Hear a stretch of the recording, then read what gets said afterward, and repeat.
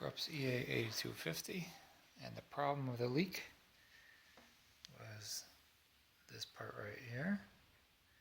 I took this part apart, I pulled this out, these two pieces came apart, I put a glue in there, and then I used a 3D plastic print gun, and I made a bead all the way around there to hold that in. So that should do it. We'll try it out and see what happens. But if you're having a leak, so when you put the reservoir on and it starts leaking out, chances are that's your problem, and that's what's going to fix it. And that's the Krups EA8250.